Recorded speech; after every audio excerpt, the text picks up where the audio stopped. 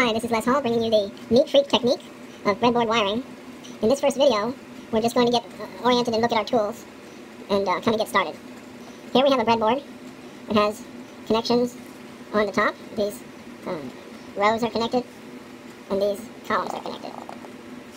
It's a half-size breadboard just because that's what I happen to have available. And we're going to look at some tools that we use to do the technique. First of all, there's a pair of pliers, needle nose pliers, very small in design, and these cost, I'm going to say $5 to $7, something like that, at the Ring Lord. They're intended for various uses. They're on pliers. They use them for making chainmail, but you can get them at electronic suppliers.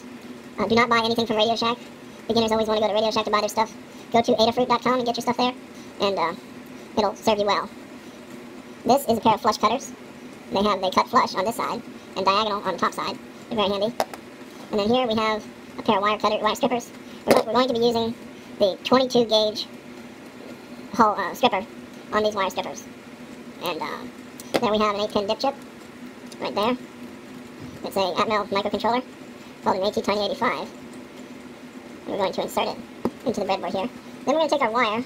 This is black stranded 22 gauge wire. Make sure it's tinned because the copper wire is going to corrode, and it's also going to adhere to the insulation.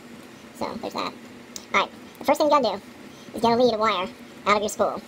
And then you're gonna pinch and pull. Pinch and pull a few times to straighten out that wire. If you don't do that, and periodically you do it. You don't have to do it every wire we cut, but if you don't do that, you're gonna get wrinkly wires. Then we take our wire strippers and we strip off. We don't pull with the strippers. We just cut. We're going to strip off about 3/4 of an inch. I don't know, maybe a little less than that, 5/8 of an inch, something like that. Maybe that's about 1.5 centimeters. We just pull the insulation off, and we have to have, oops, I didn't get one, a discard cup to put all our little wire bits and pieces in, otherwise they end up on the floor and you step on them. Alright, we're going to hook up the ground on this chip, and the chip is in right side up.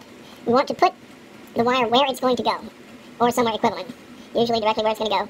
If you have some interference, you can tolerate a little bit, or you can move to another place that's equivalent. But we want to connect, let me get I'll use the wires as a pointer. We want to connect this pin, which is on this row 17, to the blue ground, over here, the ground bus. So we're going to come here, line up this insulation, and then put our fingernail and dig in, good and firm, and make that notch right there, that notch. And then we're going to take our wire cutters, and we're going to feel for that notch, put it in about the right place, feel for the notch, and then grab with the 2 fingers and snip the wire. That's all we use the cutters for, and that's all we use the strippers for. The main tool, forming tool, is these pliers.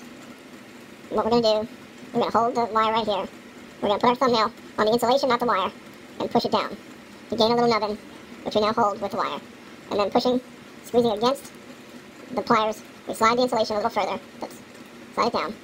And then we're going to slide down an inch, an iota more, to make a little axial bar. Then we're going to hold like this and twist the pliers to create an angled lead. Next, we do the other side. Hold like that and twist to make an axial lead. So we have made what essentially looks like a staple. It's a little twisty, so we can straighten that out. Oops, bend it back. And there we have a staple. It's going in here, so we hold it on one end. We can do either diagonal. Oh, our staple is a little bit long, so we put one end in, fit the other end in, and push it in with the pliers. Grab the opposing end with the pliers and push it in, and push it down into place. It's okay if it's a little bit long. That's one wire, and you just make all your wires like that. Now, there's some special techniques for longer wires, and for making wires that kind of are elevated off the board, and we'll cover those in another video. We're already up to 8 minutes, and that's the limit of most people's patience for watching videos, so let's out, praise the Lord.